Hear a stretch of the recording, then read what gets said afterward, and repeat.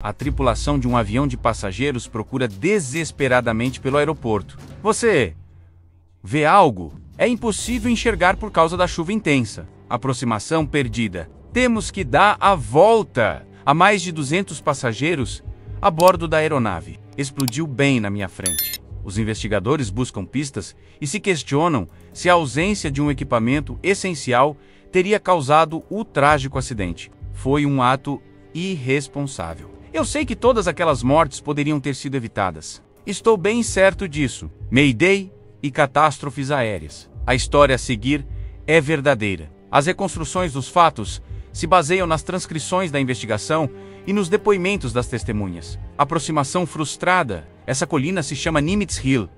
Durante a Segunda Guerra Mundial, ela foi palco de violentos ataques americanos, mas nos últimos 50 anos, a paz tem reinado ali. Agora, a colina é um local sereno e frequentado por caçadores. Porém, essa tranquilidade é quebrada pelo ronco de grandes aviões que sobrevoam o lugar.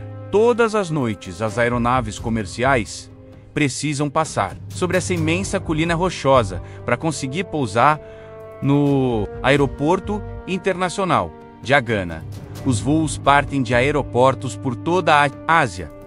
Pouco depois da meia-noite de 6 de agosto de 1997, o voo 801 da Korean Air se dirige para Guam saindo de Seul. Na Coreia do Sul, o capitão Park Yong-chal, de 42 anos, está no comando dos controles de voo. Park foi piloto da Força Aérea Coreana e pilota Boeing 747 há mais de 6 anos. Na verdade, ele recebeu um prêmio de segurança em voo do presidente da Korean Air há alguns meses, pois resolveu com êxito a falha de um motor em um 747 a baixa altitude. Supostamente, nessa noite Park voaria para os Emirados Árabes Unidos, mas uma alteração no horário U colocou-o no comando desse voo mais curto para Guam. Os turistas coreanos, japoneses e ocidentais a bordo da aeronave rumam para as praias paradisíacas da ilha de Guam. Guam é um território dos Estados Unidos e segue suas leis. A ilha é bem pequena, com menos de 600 km², mas suas belas praias atraem milhares de turistas. Schomberg, de 24 anos, e sua namorada Wendy Bunting viajam para Guam para desfrutar ao máximo das águas cristalinas. Eles voam de San Diego para tirar férias. Sean e Wendy iam para Guam não só para mergulhar, mas também para visitar o irmão dela, que servia como médico na marinha ali. Barry Small pega o voo 801 para retornar ao trabalho. Ele precisa trabalhar mais meio ano como piloto de helicóptero, então deixa a Nova Zelândia para voltar a Guam. Mas faz isso com grande tristeza. Na noite anterior, meu pai sofreu um infarto e, infelizmente, isso aconteceu na véspera de eu retornar a Guam. Por isso, decidi cancelar o contrato e ficar na Nova Zelândia. Queria cuidar dele, mas ele insistiu para que eu voltasse ao meu emprego. Quando ainda faltam algumas horas para chegar a Guam, a calmaria da noite é bruscamente interrompida. Muito bem. Controle a velocidade. Diga a eles para se sentarem e usarem o cinto. Senhoras e senhores, até um viajante experiente como Barry Small fica surpreso. Foi inesperado. Era uma turbulência violenta, do tipo que causa estragos. Os compartimentos superiores balançavam para todos os lados, a ponto de qualquer objeto dentro deles estar destinado a se quebrar. Foi um grande solavanco. É uma turbulência muito forte, mas a tripulação consegue suportá-la. Finalmente, o avião se estabiliza de novo. Já passamos por ela. Informe ao pessoal. Senhoras e senhores, deixamos para trás a zona de turbulência. Muitos dos passageiros ainda estão assustados. Chegaremos em breve, senhora. Se não se importar, vou mover suas coisas. Os comissários de bordo arrumam tudo e os passageiros se preparam para o restante da jornada. Tivemos uma longa escala em Seul de 12 horas. Eu não tinha trocado de roupa e o calor já começava a se fazer sentir. Então, tirei os sapatos. Queria ficar um pouco mais confortável e relaxado. O capitão Park e sua tripulação se preparam para o resto da viagem. Eles sabem que vão enfrentar um tempo instável. Em Guam, choveu de forma intermitente durante todo o dia, e isso se deve ao fato de agosto ser o pico da estação chuvosa na ilha. As chuvas surgem de repente, o que torna a visibilidade imprevisível. Nessa parte do mundo, Existem tormentas muito pequenas, que se formam a qualquer hora do dia e duram pouco tempo. Mas essas tormentas não afetam a capacidade do piloto de realizar a aproximação, e sim limitam sua visibilidade por um período enquanto as atravessam. Pouco depois da 1 da manhã, o voo 801 estabelece o primeiro contato por rádio com Kurt Mayo, o controlador de radar do aeroporto de Guam. Torre de controle, estamos descendo para 800 metros. Muito bem. Entendido. A tripulação e os passageiros se preparam para o pouso. Depois de 3 horas de viagem, os passageiros estão ansiosos para chegar ao aeroporto. Quando vi as luzes de Guam, sabia exatamente onde o avião estava. O Capitão Park já voou sobre Nimitz Rill em 9 ocasiões, mas dessa vez a situação é muito diferente das anteriores. Em todos os aeroportos do mundo, os pilotos pousam com a ajuda de um glide slope, um sistema eletrônico que garante um pouso seguro. Os pilotos devem seguir as indicações do glide slope para chegar ao início da pista de pouso. O radiofarol do glide slope no aeroporto de Guam foi removido para manutenção. O indicador do glide slope na cabine de comando é completamente inútil. Sem o transmissor do aeroporto, é incomum, mas possível pousar sem a ajuda de um glide slope. No aeroporto de Guam, o transmissor ficará fora de serviço por mais de 2 meses. Mas essa dificuldade na navegação não é o único problema. O Capitão Park tenta se manter acordado. Nos fazem trabalhar muito, assim economizam em custos de hospedagem e maximizam as horas de voo. Estou exausto. O avião está bem perto de Guam, mas as nuvens e a chuva o impedem de chegar ao destino. As condições são ruins. Chove muito. O Capitão Park e sua tripulação partiram de Seul há várias horas, e a chuva intensa só atrasa a chegada ao destino. Cansado e lutando contra a chuva, o capitão inicia a aproximação ao aeroporto. Em 6 de agosto de 1997, perto da 1h30 da madrugada, um capitão exausto se prepara para pousar o voo 801 da Korean Air no aeroporto de Agana, na ilha de Guam. Os 237 passageiros a bordo do avião se preparam para começar suas férias ou retornar ao trabalho. Foi um voo bem normal. O único contratempo foi a turbulência, mas todo o resto transcorreu com total normalidade. Quando o avião se aproxima de Guam, a chuva e as nuvens de uma tormenta imprevisível se colocam entre a aeronave e o aeroporto. A visibilidade é limitada. O capitão quer fazer uma pequena mudança de rumo para evitar o pior da tormenta. Pede um desvio para a esquerda para descer. Solicitamos desviar 10 milhas para a esquerda do rumo. Entendido? Entendido? O Capitão Park tenta contornar as nuvens densas, mas tem dificuldades para visualizar sua aproximação. Finalmente, o que tanto buscava aparece diante de seus olhos. É Guam. Bem, hoje o radar ajuda muito. Aqui, torre de controle. Podem se aproximar da pista 6. Glide slope não disponível. O controlador de tráfego aéreo, Kurt Mayo, lembra a tripulação que o glide slope do aeroporto não funciona. Em condições normais, ele ajudaria a encontrar a pista de pouso, mas como está em reparo, não emite sinais. No momento em que a tripulação inicia o processo de pouso, algo inesperado acontece. O glide slope começa a funcionar. Olha, está funcionando o glide slope. Funciona. Sim, funciona. Por que funciona? É um momento confuso, mas apesar da perplexidade, a tripulação continua se preparando para o pouso. Tudo pronto. Baixar o trem de pouso. Pronto. 450 metros. Como não está em condições, ajusta a altitude para mantê-la em 450. Pronto. O controlador do aeroporto de Guam, Mayo, volta a contactar por rádio a tripulação a 1h40 da madrugada. 801. Contatem a torre de Agana. Ele transfere o controle do avião para a torre do aeroporto e se despede em coreano. É a última vez que falará com a tripulação da aeronave comercial. Torre Agana, aqui 801, pronto para interceptar o localizador 6, autorizado para pousar na pista. Entendido.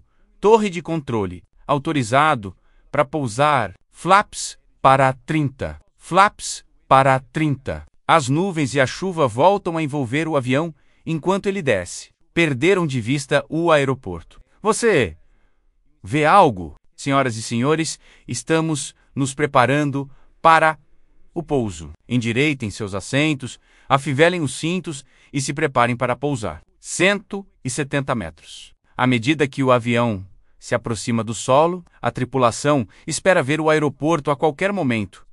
Mas a chuva dificulta a visibilidade. Mas o que está acontecendo funciona? Então, se houve uma voz na cabine de comando, é o sistema de alerta de proximidade ao solo que informa a tripulação que estão a 150 metros de altura. Mas ainda não vem a pista de pouso. Já fiz essa viagem muitas vezes. E como calculei que pousaríamos em breve, me abaixei para calçar os sapatos. 60. O avião está a 60 metros do solo, mas a tripulação ainda não consegue ver a pista de pouso. O tempo está se esgotando. Aproximação perdida. Fora de vista. Aproximação perdida. Go around. Go around. O quê? Não tinha dúvida de que isso parecia um pouso muito normal. O avião desacelerava rápido, talvez mais rápido que o habitual, mas não era algo que chamasse minha atenção. O avião começou a se partir. Com esforço, levantei a cabeça e vi garrafas e bolsas por todos os lados. Os objetos voavam pelo ar. É difícil descrever. Poderia dizer que se sentiu como se 1000 Boeing 737 estivessem pousando ao mesmo tempo. O avião destruído finalmente, para após deslizar violentamente por uma encosta arborizada, Gwen tinha muito medo de soltar o cinto. Não queria ser ejetado se o avião, por algum milagre, voltasse a se mover. Reka Matsuda, de 11 anos, sobreviveu ao acidente e está praticamente ilesa, mas sua mãe está presa e ferida. Mamãe, Barry Small também está machucado e sente terror ao ver como o fogo consome o avião. O fogo avançava para mim com rapidez. Não havia luzes no chão, nem nada similar. Mas o fogo era tão intenso que se podia ver sem problema. Mamãe, se a ajuda não chegar logo, os sobreviventes do impacto inicial poderiam ficar presos na cabine. Korean Air 801. Me copiam? Todos os que viajavam na cabine de comando morreram. Mas as autoridades do aeroporto ainda não sabem o que aconteceu com o voo 801. Barry Small está desesperado para escapar do avião destruído, mas em sua tentativa se depara com um buraco na cabine. Escalei por 6 assentos até chegar a um buraco. O trem de pouso já não estava lá. Encontrei um obstáculo no caminho. Tive que passar por cima dele porque não havia outra opção. Venha, vamos, vá por ali, mamãe. Reka, a mãe diz a Reka para escapar do avião em chamas. Vá embora. Vá embora. Vá embora daqui agora mesmo. Vá. Agora você deve ir. Vá.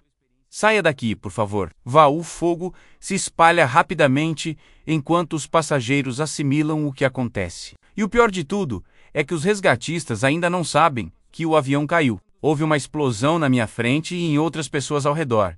E o fogo queimou meus braços completamente. Meu relógio aqueceu tanto que parecia derreter minha pele. Então o tirei imediatamente. Minutos antes, Maio havia transferido o avião de passageiros para os controladores locais da torre. Agora, ele descobre que ainda não pousou. Tem notícias do Korean Air? Não sei onde está. Não pousou. Não, meu Deus. Em questão de minutos, o chefe dos bombeiros de Guam, Sanchez, inicia a busca. Me perguntei, onde diabos está? Está na ilha ou no mar? Que devo fazer? Após cair do container, o outro homem se embrenhou na selva. Me deitei de costas e me arrastei devagar com os cotovelos, apesar da pouca pele que ainda restava ali. Small tem uma grave fratura na perna direita. Ele se arrasta para se afastar dos destroços. Muitas pessoas ainda estão presas dentro do avião. Parecia um campo de batalha. Escutava explosões constantemente e via como as partes voavam por cima de mim. Era uma chuva de destroços em chamas. É impossível descrever. Os equipes de resgate só podem acessar o local do acidente de uma única forma. Se trata de uma estrada de acesso que contorna parte de Nimitz Hill. Os resgatistas descobrem um grande obstáculo enquanto se dirigem ao local do acidente. O avião arrancou uma tubulação do solo ao cair e a lançou sobre a estrada. É impossível contorná-la. Quando soube do acidente, o governador da ilha, Cal Gutierrez, se juntou imediatamente à equipe de resgate. Desobstruam o caminho, peguem as botas e me sigam. Nos aproximamos o máximo possível do local do desastre. Primeiro subimos a colina e depois descemos mais de 100 metros. Eu disse a eles, senhores, iluminem o caminho com o que tiverem e encontremos esse avião agora mesmo. Começamos a correr, Nos guiávamos pelos gritos, já que a vegetação densa não nos deixava ver. Ao chegar a certo ponto, disse ao governador: "Você é muito importante para essa operação e acho que o mais prudente seria não continuar avançando. Não quero que se machuque. Esse é nosso trabalho." Mas ele se recusou e insistiu em ajudar. No local do acidente, as chamas devoram os restos da aeronave. A fratura na perna impede Small de ajudar as pessoas presas que pedem socorro aos gritos. Foi horrível. Eu estava completamente imóvel e escutava os gritos das pessoas pedindo ajuda. No começo eram pedidos de socorro normais, que até tinham certo tom de esperança. Mas quando o fogo cresceu, se tornaram gritos desesperados. Depois de um tempo, o fogo se intensificou ainda mais e os gritos começaram a sumir. Quase 1 hora após o acidente, a equipe de Sanchez consegue chegar ao local do sinistro. Dividi a equipe. Um grupo começou o resgate pela cauda do avião e outro pela parte da frente. Dessa forma, cobríamos todo o avião e garantíamos ajudar todos os sobreviventes. Mamãe, o governador de Guam, Caro Gutierrez, vê Reka Matsuda sozinha, no meio das chamas, chamando pela mãe aos gritos: "Não chore, tudo vai ficar bem." Não a soltei. Senti uma conexão forte com ela, então não a deixei sozinha em nenhum momento. Ela tinha 11 anos, mas parecia menor. O chefe dos bombeiros, Chuck Sanchez, encontra Barry Small deitado entre as ervas daninhas. "Me deu sua jaqueta de bombeiro. Você está a salvo. Levem-no." Depois não teve escolha senão voltar e pegá-la de volta. Precisava dela porque estava queimando. Nos virávamos. Usávamos tudo o que tínhamos à mão para proteger os sobreviventes. Os resgatistas sabem que já é tarde demais para salvar algumas pessoas, mas Sanchez não quer desistir, por isso ordena a uma equipe que faça uma busca exaustiva. "Comece pela cauda e avance." "Vão!"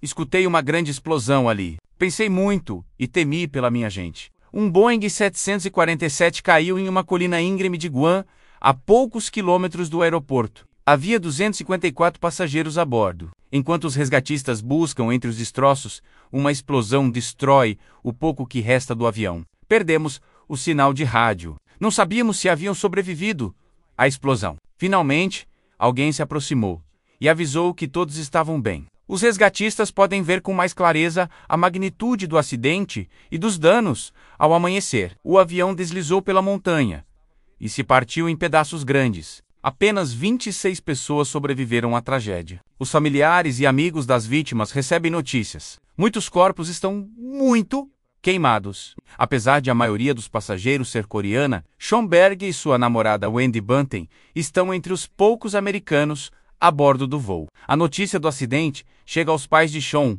que estão a milhares de quilômetros de distância. Quando soube do acidente, a madrasta de Sean Berg não sabe com certeza se Sean está vivo ou morto. Poderia ter se queimado quando caiu. Não sabíamos nada, e todos os cenários eram possíveis. Só queríamos ir e trazê-lo de volta para casa, porque nos angustiava muito pensar no pior que poderia acontecer. Ou seja, que o encontrassem sem vida. Como Guam é um território americano, a responsabilidade de investigar o acidente recai sobre a Junta Nacional de Segurança no Transporte. Craig Fite é o investigador principal. Quando chega ao local do sinistro, tem que lidar com muito mais que os horrores do acidente aéreo. Os familiares das vítimas cercam a cena, o que dificulta ainda mais o trabalho dos investigadores. Em qualquer acidente, um investigador deve controlar suas emoções. Como ser um médico que trabalha na sala de emergência, porque inevitavelmente nos tornamos espectadores do caos e do grande sofrimento que as tragédias provocam. Escutamos histórias tristes e dilacerantes o tempo todo, que nos afligem ainda mais. Quando há pessoas inocentes ou crianças envolvidas, é muito importante que o investigador de acidentes mantenha as emoções ou julgamentos pessoais de lado, porque para cumprir suas tarefas de forma efetiva, deve ser completamente objetivo. Tínhamos muita gente e todos estávamos na mesma situação. Sentíamos muita tristeza e uma dor profunda. Foi horrível. A primeira coisa que fizemos foi um reconhecimento de campo, ou seja, analisamos o local dos fatos para compreender a magnitude dos danos e depois planejamos como realizar a investigação inicial. Enquanto realizam a investigação preliminar, Fite descobre que algumas partes do avião estão praticamente intactas. O avião pousou de forma controlada.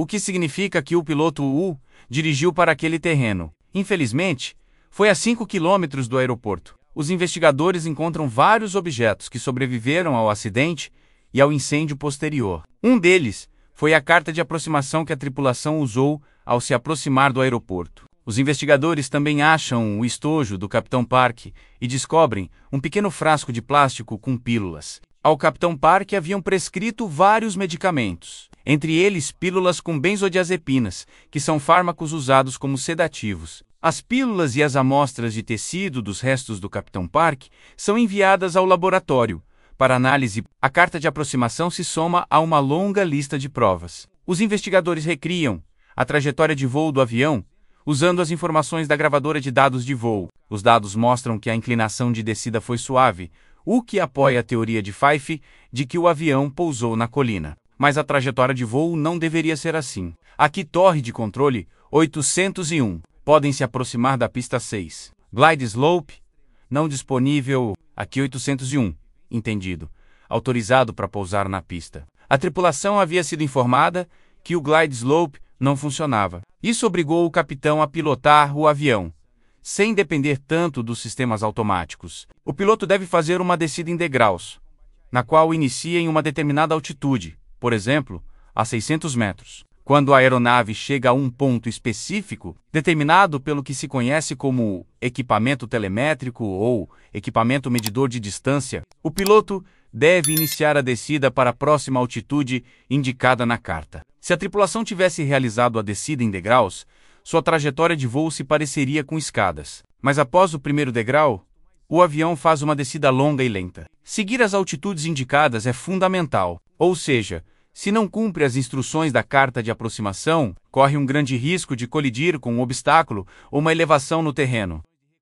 A gravadora de vozes da cabine também foi encontrada entre os destroços do avião. Fife e sua equipe começam a analisar lá, com o objetivo de entender melhor o que ocorreu na cabine de comando. Ajuste a altitude. Em duas ocasiões distintas, o Capitão Park ordenou a descida muito antes do indicado na carta de aproximação. Mas a fita também fornece outras pistas. A gravadora de vozes nos forneceu muita informação. Um dos achados mais relevantes para a investigação foi que a tripulação parecia estar cansada. Estou exausto. Esse era um voo charter, e por isso viajou de noite. Esse tipo de voo costuma aproveitar as horas menos ativas do dia para viajar. No entanto, essas são precisamente as horas em que deveríamos estar descansando. É possível que os sedativos tenham aumentado ainda mais o cansaço do piloto, mas os resultados das análises são conclusivos. No corpo do Capitão Park não foram detectados traços das pílulas que levava em seu estojo. O investigador Greg Fife volta a ouvir a fita,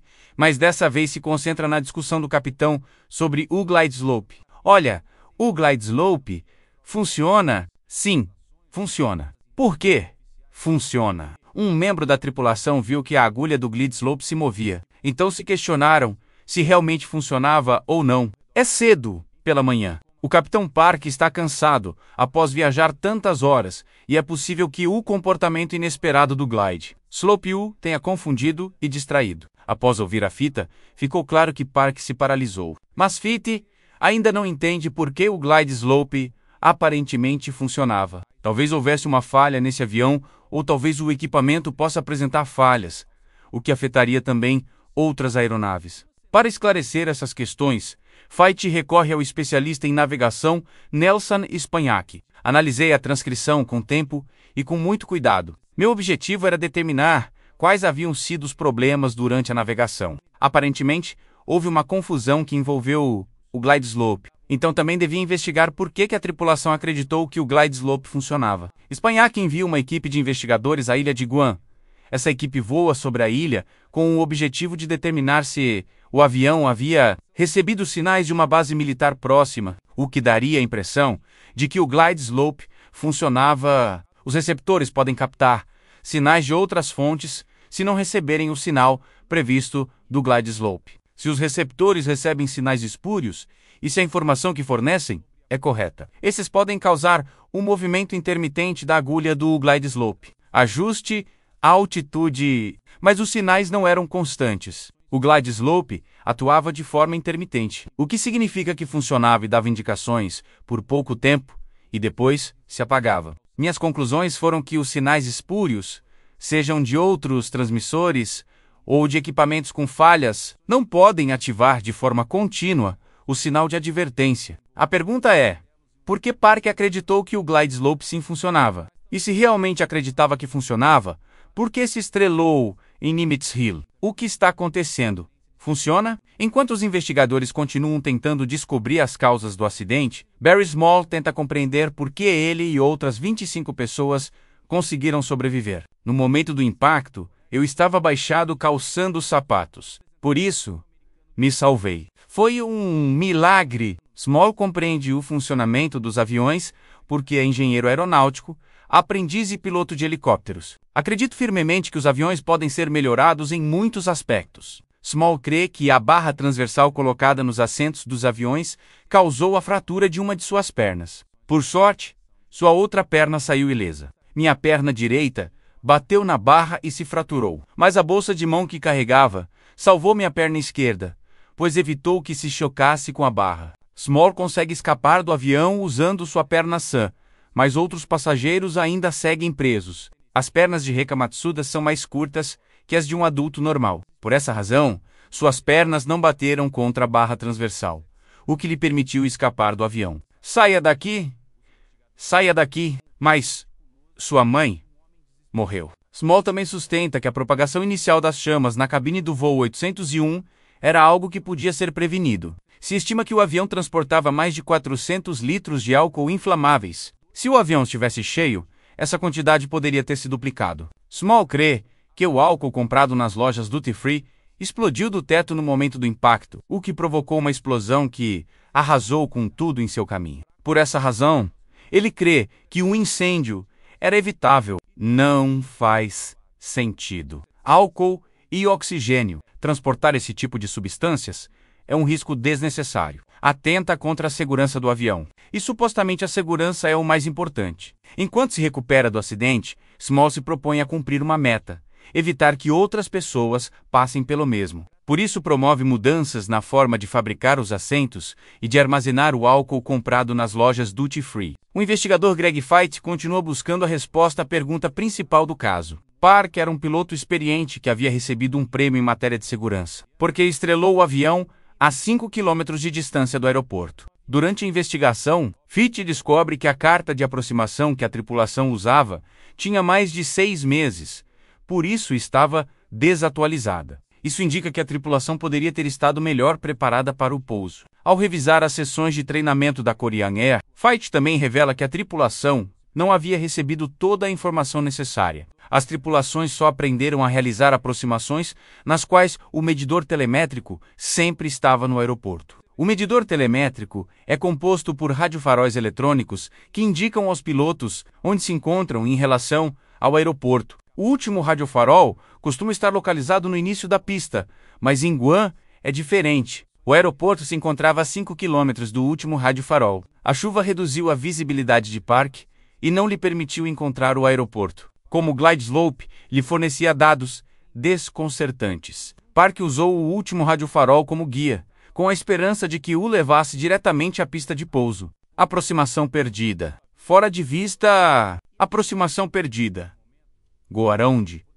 A explicação do acidente é simples. O avião realizou a aproximação 5 km antes do previsto. Em teoria, foi uma aproximação, mas no lugar errado. Acreditamos que a tripulação estava muito cansada e se confundiu. O cansaço que tinham e o treinamento deficiente que receberam-lhes fez acreditar que estavam pousando no aeroporto, mas estavam errados. Um Boeing 747 completamente carregado pesa mais de 200 mil quilos. As aeronaves de tal tamanho não podem mudar de curso com rapidez, sem poder ver por causa da chuva intensa. A tripulação confiou que o equipamento levaria o avião até a pista de pouso, mas logo notaram que algo falhava. Era tarde demais. À medida que a investigação avança, Feit e sua equipe fazem uma descoberta surpreendente. O equipamento que poderia ter dado à tripulação mais tempo para agir foi desativado. Mas isso não foi um acidente, foi feito de propósito. Em 6 de agosto de 1997, o acidente do voo 801 da Korean Air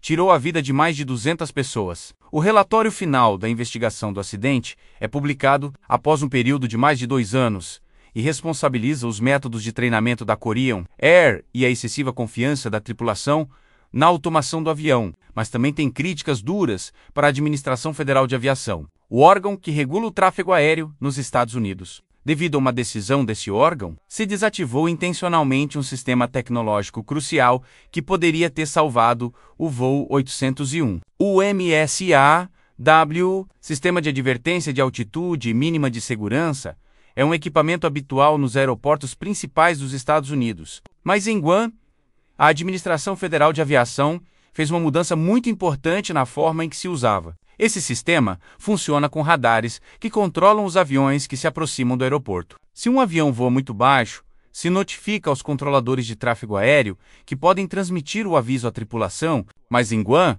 os controladores recebiam constantemente avisos que não representavam um problema real. Os avisos eram incômodos para os controladores. Por essa razão, se redesenhou o software e se colocaram os radares do MSAW ainda mais longe do aeroporto, onde claramente não garantiam nenhum tipo de proteção, em vez de controlar os aviões quando se aproximavam do aeroporto. O sistema em Guam começou a rastreá-los quando estavam a mais de 80 quilômetros de distância no mar. Penso que a melhor forma de descrever o que aconteceu foi um ato de irresponsabilidade, porque removeram um sistema que havia sido projetado justamente com o propósito de garantir a segurança aérea, e essa decisão repercute de forma direta na proteção dos passageiros a bordo de um avião. A ausência desse sistema de advertência selou o trágico destino dos passageiros e da tripulação do voo 801. O acidente poderia ter sido evitado se o sistema tivesse funcionado, mas sem ele, a tripulação voava completamente às cegas. Foi algo muito trágico, devastador,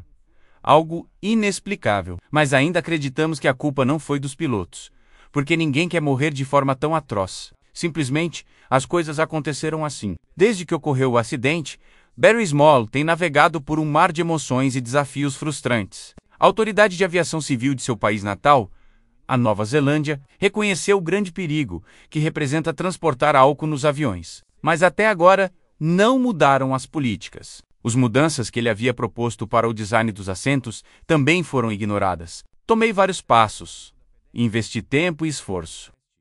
Na maioria dos casos, as propostas são recebidas com muito entusiasmo, mas depois, ninguém quer assumir esse compromisso. Quando tento falar com as pessoas que projetam os assentos, ninguém quer ouvir minha proposta. Ao não poder identificar o corpo, Schomberg não se considerou uma vítima do voo 801. Em vez disso, o corpo de Wendy Bunting, sim, foi identificado. Mas as amostras de DNA só demonstraram que no avião havia um homem branco perto dela. Nunca perdemos a esperança de que pudesse ter sobrevivido. E ainda anos após o acidente, acreditávamos que receberíamos notícias dele. De fato, cada vez que o telefone tocava ou alguém batia na porta, acreditávamos que Sean apareceria e que teríamos a oportunidade de estar com ele de novo. Vários anos após o acidente, Barry Small pôde dar a Kathy Berg e a seu esposo o alívio e a tranquilidade que precisavam. Compartilhou com eles uma linda lembrança de seu filho. Quando o conhecemos, queria nos contar muitas coisas, e Barry nos relatou uma cena muito comovente. Enquanto esperava no aeroporto de Seul, se deparou com Sean e Wendy. Ouviu que falavam em seu idioma, mas estavam tão apaixonados que não quis interromper a conversa. O pai de Sean nunca poderá superar a profunda dor que o acidente lhe causou. Para mim, a dor de perder Sean é eterna. Me acompanhará sempre. É parte de mim. Espero seguir em frente. É ruim. Não gosto de viver assim com dor. Mas sei que só encontrarei paz no dia em que volte a estar ao seu lado. Embora Barry Small sinta uma grande raiva, também está muito grato por ter sobrevivido. Sobrevivi por algo e busquei a razão por anos, mas ainda não a encontro. Penso assim, se ouvissem minha história, se compreendessem os perigos a bordo de um avião e se considerassem minhas propostas, acho que realmente não me sentiria tão culpado por ter sobrevivido ao acidente. O fim de semana festivo, de repente, é interrompido por uma forte explosão na zona leste de Los Angeles. Um bairro fica destruído. Frank, Angélica, me virei e vi minha casa em chamas. Todas as casas estavam em chamas. Onde estão? Onde estão Os restos em chamas estão espalhados por várias quadras. Os investigadores têm a tarefa de descobrir por que esse avião caiu e de encontrar uma maneira eficaz de evitar que volte a acontecer no futuro. Mayday catástrofes aéreas.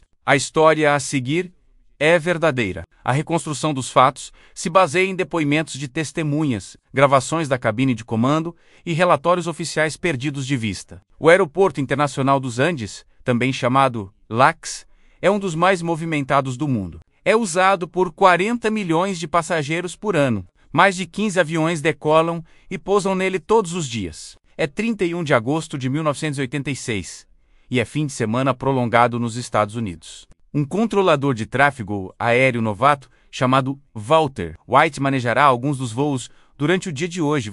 White ainda não é oficialmente um controlador. Deve somar mais horas de trabalho para obter sua certificação final. Olá, Cal, como vai? Olá, devagar, devagar, devagar. Era um lindo dia de um fim de semana prolongado em Los Angeles. Não havia nenhuma nuvem no céu. Quer descansar ou sair para fumar? Posso cobrir você. Esse era meu turno normal. Walter veio e me perguntou se eu queria tirar um descanso.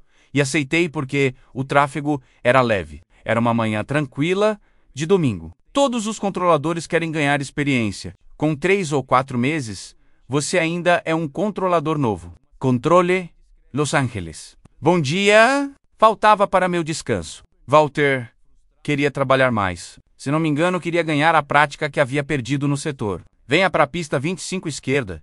Recebido obrigado. Desçam para 200 e mantenham 6.000. 200 descendo e mantenham 6.000. Obrigado. Muito bom dia. Um bom número de passageiros está embarcando em um DC-9 da Aeroméxico a vários centenas de quilômetros ao sul. O Dr. Danalon e seus filhos estão retornando de uma viagem de pesca bem-sucedida e gratificante. Jason, devíamos pendurá-lo na cozinha. Capturar um Pixville gigantesco. Sua mãe vai gostar. Estão pensando em exibi-lo em casa. Era o último fim de semana antes do início das aulas. Donald pensou que seria divertido levar as crianças ao México para pescar em alto mar, algo que ele só havia feito uma vez. Era um fim de semana para fortalecer a relação. E foi a primeira vez que viajaram sem mim. A cidade de Cerritos começa a acordar lentamente bem ao leste de Los Angeles. Nos anos 70, essa comunidade numerosa foi uma das de maior crescimento dentro do condado de Los Angeles. Meu esposo havia trabalhado fora da cidade a semana toda e voltava no fim de semana. Naquele domingo, decidi que ficaríamos em casa. Vou comprar as coisas para fazer seu café da manhã favorito. Javier, vá tomar banho. Fui ao supermercado. Alex estava em casa. Tinha 14 anos. Sua irmã gêmea, Angélica, estava dormindo. E também estava Javier, meu filho de 16 anos, e meu esposo. O voo 498 da Aeroméxico está a 20 minutos dos Andes, no momento em que Estrada sai para fazer as compras. O capitão Antônio Valdez Prom faz tarefas de copiloto enquanto se aproximam da cidade. O primeiro oficial, José Valência, está a cargo de pilotar durante essa etapa do voo. Estou pronto, capitão. O aeroporto de Torrance se localiza a 22 quilômetros ao sul do LAX. Torrance trabalha com aviões privados e pilotos amadores em contraste com o colossal aeroporto de Los Angeles. É um dos pequenos aeroportos que operam perto de Los Angeles e compõe uma região que conta com mais de 6.000 pilotos de fim de semana. Combustível. Pronto. O amador William Kramer, junto com sua filha Caroline e sua esposa Diana, finalmente estão prestes a surcar os céus após um verão muito atareado. Piper 4891. Pronto para decolar. Bom dia, Piper 4891. Aqui Torre Torrance. Decolagem na pista 5. Eles se dirigem a Big Bear Lake. Recebido, Torrance. Esse meticuloso homem, chamado William Kramer, se desempenha como executivo de uma empresa de engenharia a 200 quilômetros ao nordeste daquele aeroporto. Kramer havia comprado seu primeiro avião 6 anos antes, quando tinha 47. Escolheu um sofisticado e leve Piper Asher. Winds West 5225, aproximação rumo 320 desde Seal Beach, aproximação visual, pista 25 esquerda, reportem quando tiverem o aeroporto à vista. O trabalho de Walter White como controlador aéreo é assegurar que os aviões que chegam mantenham uma distância segura. nos guia para que pousem em uma de duas pistas. Pista 25 esquerda. Obrigado, ao sudeste do aeroporto de Los Angeles. A tripulação do voo 498 da Aeroméxico está a minutos de contactar White pela primeira vez. Mas uma série de eventos catastróficos está prestes a se desenrolar no céu da cidade de Los Angeles. Dezenas de pessoas que nunca se conheceram estarão unidas para sempre em uma tragédia devastadora que afetará todos os futuros passageiros. Velocidade aérea. É 31 de agosto de 1986 e a véspera do Dia do Trabalhador. Pronto para decolagem. Torrance, ao sul de Los Angeles, William Kramer e sua família estão empreendendo seu caminho rumo a férias ansiadas há muito tempo. Chegaremos a Big Bear Lake em 1 hora. O relatório indica visibilidade de 14 milhas hoje. Bastante bom. Enquanto o aeroporto de Torrance fica para trás na distância, Kramer começa a ascender gradualmente a 3.000 metros em sua viagem com rumo ao nordeste. Rumo à cidade de Big Bear Lake. A vários quilômetros voa um DC-9, a meia capacidade que saiu do México, e se aproxima do aeroporto dos Andais, a pouco menos de 2.000 metros abaixo desse avião. Turista Estrada está dirigindo para casa com as compras necessárias para preparar o café da manhã. Seu esposo e seus 3 filhos a esperam a poucas quadras de distância. Bom, as férias acabaram. PSA 1765 às 12, 1 milha sul. Não é uma manhã muito agitada, mas o controlador Walter White guia cada um de seus aviões para as pistas em segurança. Às 11h47 da manhã, recebe sua primeira chamada do voo 498 da Aeroméxico. Muito bom dia! Aqui é Aeroméxico 498, aqui Los Angeles, pista 25 esquerda, curso de aproximação final. O voo 498 da Aeroméxico está voando na zona, que recebe o nome de Área de Controle Terminal, ou TMA, por suas siglas em inglês. A TMA é uma peça complexa de espaço aéreo tridimensional ao redor do aeroporto e também se conhece como a gaiola dos pássaros. É um espaço aéreo restringido ao redor de aeroportos com uma densidade de tráfego muito alta e se precisa controlar o acesso para e desde esse espaço aéreo, Aeroméxico 498, tráfego às 10, 1 milha ao norte, altitude desconhecida. Recebido 498, desçam para 190, depois desçam e mantenham 6.000. Ao mesmo tempo que o avião do voo 498 da Aeroméxico desce rumo ao aeroporto, William Kramer e sua família continuam subindo. Tomara que o tempo continue assim. Deveríamos ver o março... Querida, olhe o mapa e busque perto da 405, para ver se encontra algum ponto de referência que possamos usar. Que devo buscar aqui? Aeroméxico... Walter White está vigilando de perto o avião da Aeroméxico quando sua atenção se dirige abruptamente a outra aeronave, que acaba de aparecer sem aviso em seu radar. Não estava esperando ver esse avião. Aproximação 66, Romeo em voo, desde Fullerton, a altitude de cruzeiro é 4.500. Peço acompanhamento. O piloto de um pequeno Grumman Tiger pede a White QED através da tão congestionada área de controle terminal. Os pilotos devem contactar o controle de aproximação antes de ingressar no espaço aéreo controlado. Esse piloto poderia estar na trajetória do tráfego entrante. No entanto, antes de que o controlador White possa se ocupar desse avião privado, se vê interrompido por uma chamada do DC-9 da Aeroméxico. Que velocidade! Estamos descendo para 290. Não.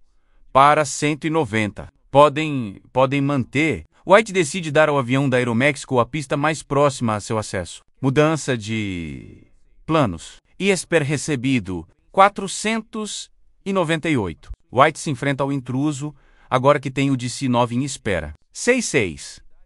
Romeo, código 4524, desobstrua a TMA.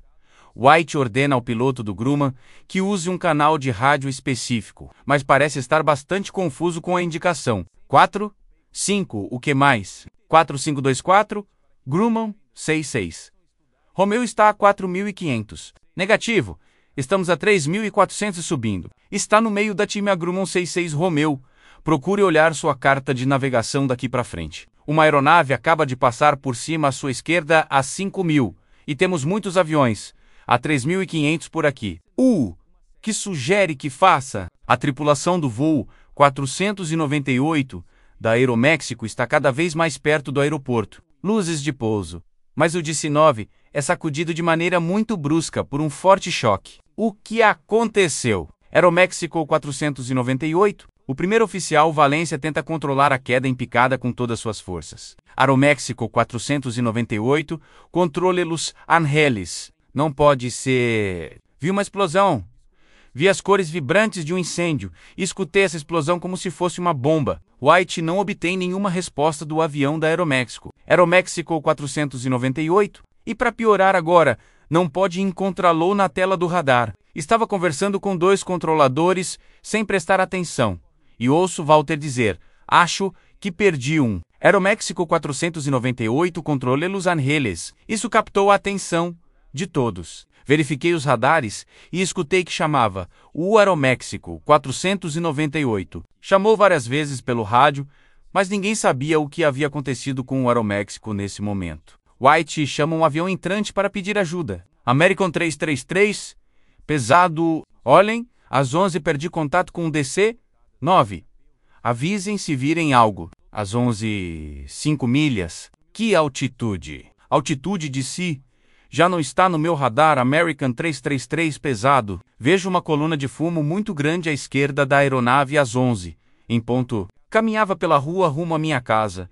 E no caminho vi a cabeça de uma mulher. Seu corpo havia sido cortado em diagonal e ficou jogado ali. Só havia escombros e fogos dispersos por todos os lados. E podia ver que todo o bairro estava em chamas. Um caminhão de bombeiros de uma estação local próxima estava em um exercício de treinamento dirigido pelo capitão Larry Hamilton. De repente, um dos bombeiros me avisou que havia uma coluna de fumo à nossa esquerda. Então peguei o microfone e fiz uma suposição sobre a direção correta. Vou para o incêndio ao norte da 91 e Carmenita. Voltaram e me disseram: temos um relatório de um avião comercial caído. Então decidi aumentar a resposta ao triplo do que havia pedido. Peço uma terceira alarma e 2 esquadrões aéreos ao leste da 183. Ao nos aproximarmos, me dei conta de que, além das partes da aeronave, na rua, havia partes de corpos, o que mudou completamente a gravidade do assunto. Estabeleçam um perímetro. Olá, tem alguém aqui? O controlador White está tão afetado pelo acidente que é substituído na aproximação de Los Angeles. Lembro do momento em que Walter se levantou e foi embora sozinho. E uma voz na minha cabeça repetia que algo andava muito mal. Alguém tem que ir com ele. Não pode ficar sozinho. Na verdade, poderia ter acontecido comigo e não sei se teria feito as coisas de outra forma. Nessa área haverá uma grande coluna de fumo. Esse é o local do acidente aéreo, a 5 quilômetros a oeste do aeroporto de Fullerton. Há helicópteros de noticiários chegando rápido ao lugar. Se usa para evacuações médicas. Tudo estava incendiado e minha casa estava completamente em chamas. Fran, Angélica, Javier, Angélica. Então vi minha vizinha. Onde estão? Perguntei a ela. Onde estava minha família? Perguntei. O que aconteceu? E ela disse. Eles estão aqui. Estão aqui. Estávamos buscando. O único que pude fazer foi agradecer a Deus porque estavam sãos e salvos. Me levou à sua casa e vi Alex. Alex. Mamãe. Alex. O que aconteceu? Onde está Angélica? Onde está Angélica? Onde está Javier? Onde está papai? Não sei, mamãe. Sinto muito. Começou a chorar e me disse que sentia muito. Me disse que era o único vivo. Só pude abraçá-lo. Muitas peças do fuselagem atravessaram as casas próximas e provocaram incêndios. Mas se há incidentes que possamos bloquear, vejo 3 casas em chamas. A seção da cauda do avião foi catapultada a mais de uma quadra do local do acidente. Olá, tem alguém aqui? Essa é.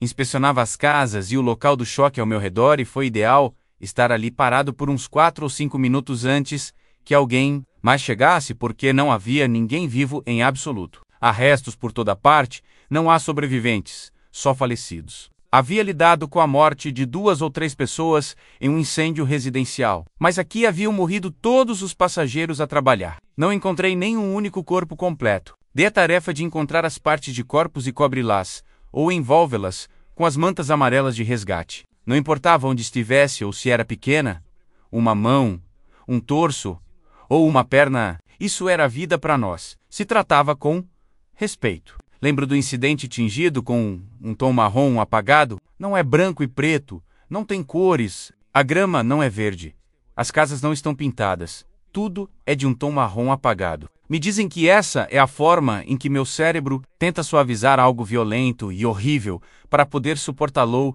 e seguir com minha vida. Toda essa esquina está destruída. Há mantas amarelas e partes de corpos. Conto 1, 2, 3, 4, 5, 6, 7, 8, 9, 10, 11 corpos aqui. Céus!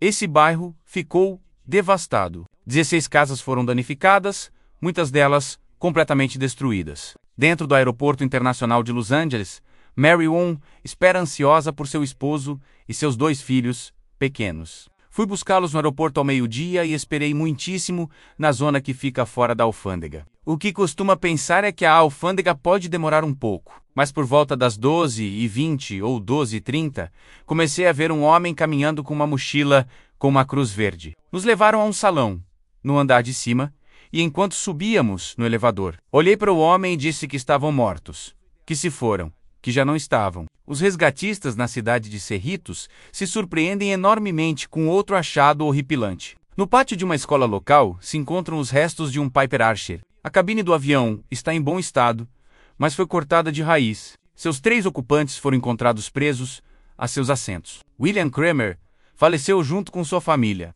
Todos os passageiros e a tripulação do voo 498 da Aeroméxico também morreram e também outras 15 pessoas que se encontravam em terra faleceram. É uma situação das mais espantosas. 2 aviões caíram em um bairro de Califórnia. Algo saiu terrivelmente mal nos céus de um dos aeroportos mais movimentados do planeta. Agora, os investigadores devem averiguar o que aconteceu. No último dia de agosto de 1986, o tranquilo fim de semana do Dia do Trabalhador se vê abalado por uma grande explosão. 2 aviões caem no condado de Los Angeles e destroem várias casas. É uma cena assustadora. Há corpos espalhados ao longo de um bairro devastado. Morreram 82 pessoas. Também morreram 15 pessoas em terra.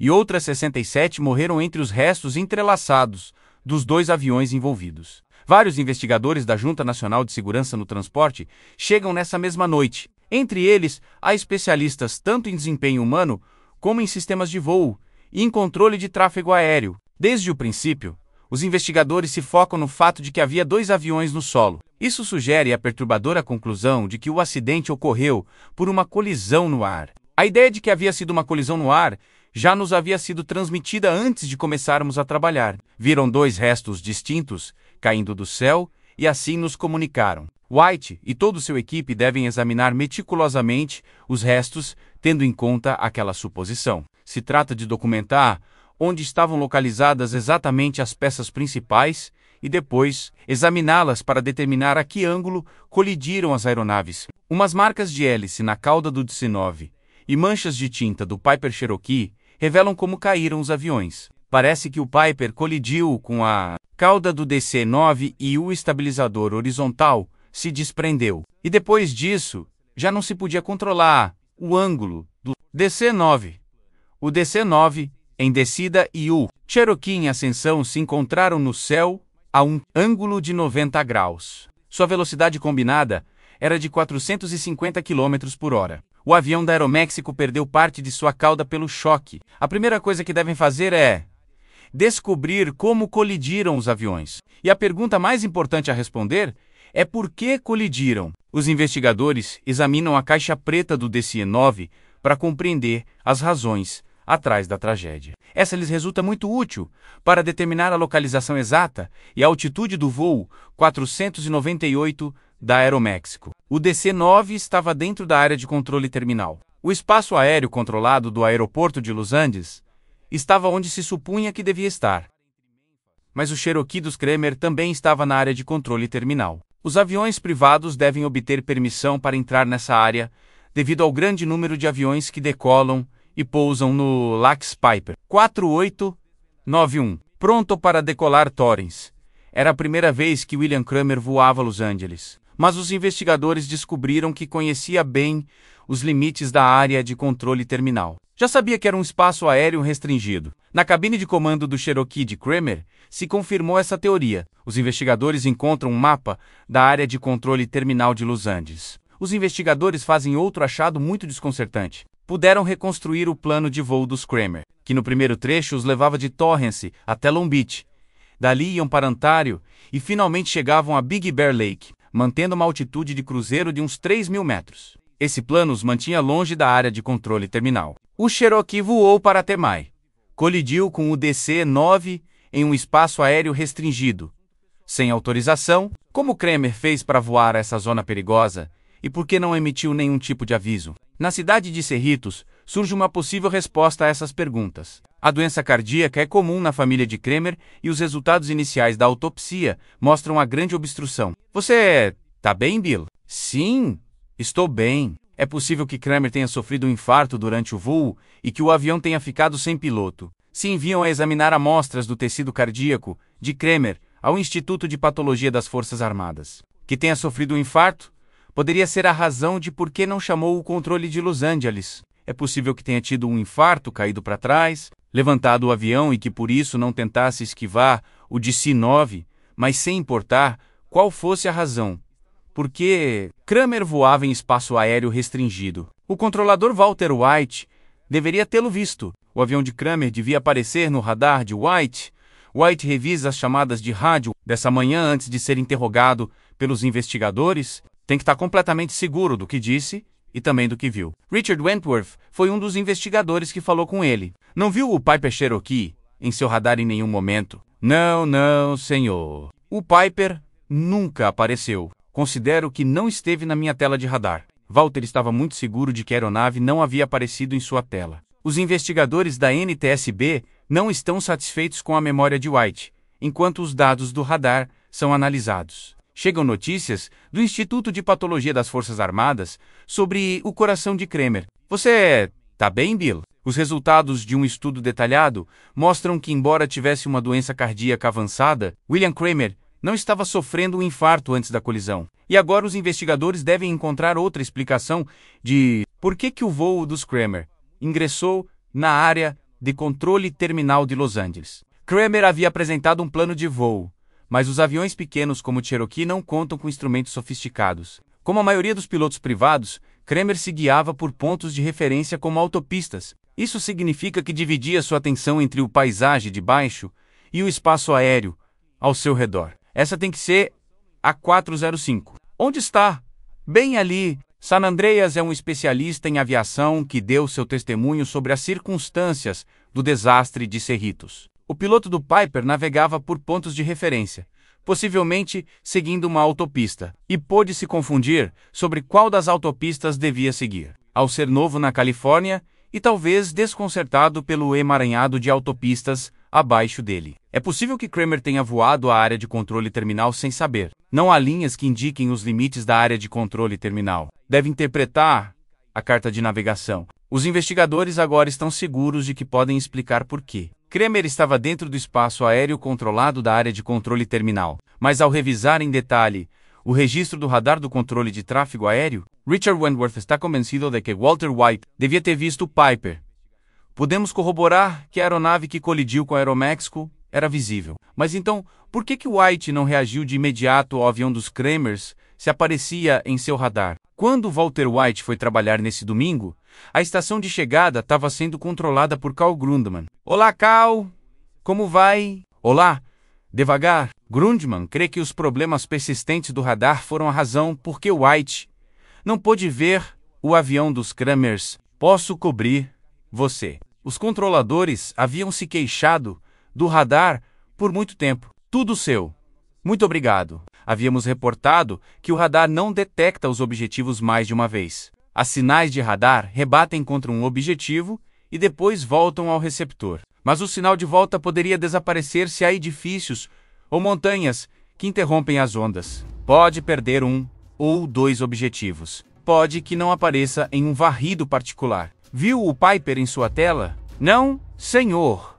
Mas isso não significa que o objetivo não esteja... Um ponto cego é algo que dura só um instante. Não é algo contínuo. Acho que perdi. O radar não detectava bem, porque era velho. Não era tão preciso como devia. Te asseguro que não era o modelo mais avançado. Existe o chamado efeito de piscar. Quando o computador se satura, a tela pisca. De vez em quando, os objetivos podem desaparecer completamente. Revisamos esses dados. Não tínhamos evidência alguma de que os sistemas de Los Andes estivessem funcionando incorretamente. Também existe outra explicação possível para isso. Poderia ter passado por alto o Cherokee, mesmo se este tivesse aparecido no radar. Os investigadores se centram no outro avião que surcava o céu esse dia, o Grumman Tiger. Os aviões privados devem contactar o controle de tráfego aéreo se estão ingressando na área de controle. Terminal, mas o Tiger já estava dentro da TMA, muito antes de se comunicar por rádio com White. Aproximação 66 Romeo, em voo desde Fullerton. A altitude de cruzeiro é 4.500. Peço acompanhamento. Grumman 66 Romeo está a 4.500. Negativo. Estamos a 3.400 e subindo. Está no meio da TMA. Se envolveu com um avião ao leste do aeroporto considerado um infrator. 66 Romeo.